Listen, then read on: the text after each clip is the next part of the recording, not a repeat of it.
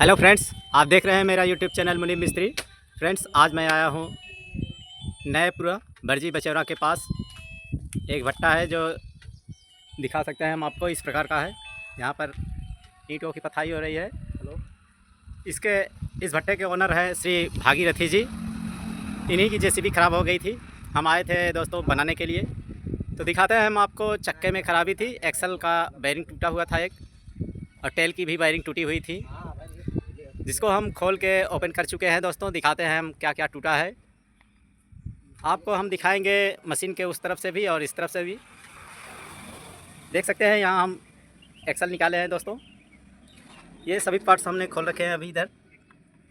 आइए आपको right side ले चलते हैं दोस्तों, दिखाते हैं।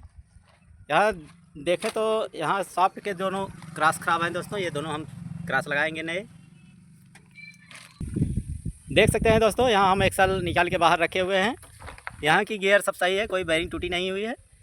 इसको हम यही लगाएंगे, बहुत ही अच्छा है, ये दिक्कत नहीं है इसमें। आइए आपको और ट्यूब को दिखाते हैं। यहाँ सब सही है, कोई दिक्कत नहीं दोस्तों। हम यहाँ से ट्यूब के सभी बोल्ट्स खोल के ये ट्यूब उतार लिए हैं नीचे ज़मीन पर। दिखाते हैं आपको कौन सी बेयरिंग टूटी हुई है दोस्तों। इस तरीके से अगर आपकी मशीन में कोई आवाज़ आ रहा हो या कोई दिक्कत हो चक्के के, तो मशीन को चलाइएगा नहीं, नहीं तो बहुत बड़ा नुकसान कर सकती है मशीन। आइए हम आपको टूटे हुए पार्ट्स को दिखाते हैं आपको।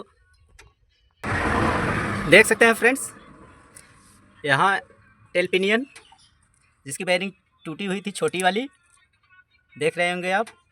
ये बहुत ही बुरी तरह टूट चुकी है। अगर मशीन और चलाई जाती तो यह बहुत और नुकसान कर जाता, दाता टूट जाता। ये टेल पिनियन और क्राउन पिनियन बदलने पड़ते। आपको दिखाते हैं ये टेल पिनियन की बड़ी बेयरिंग, ये भी ख़राब है।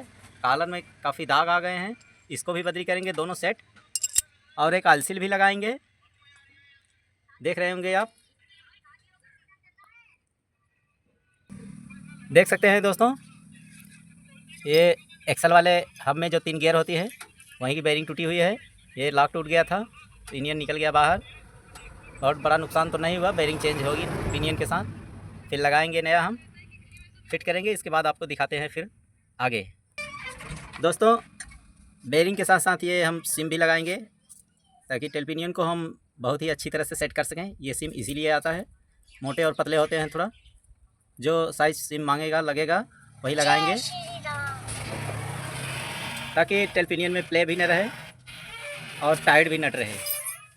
बढ़िया तरीके से टाइट करेंगे, आलसील लगाएंगे। इसके बाद क्राउन को भी ख़राब पर रिपेयर के लिए भेजेंगे दोस्तों। इसके गुच्छे बाइबिल चेक करवाएंगे। यहाँ तो टूटा हुआ दिख रहा है वाशर, आपको हम करीब से दिखाते हैं। देख सकते हैं ये कॉपर का वाशर है जो कि टूटा हुआ दिख रहा है, इसलिए हम इसको ख़राब पर भेजेंगे वाराणसी। फिर बनवा के लाएंगे, इसके बाद फिट करेंगे।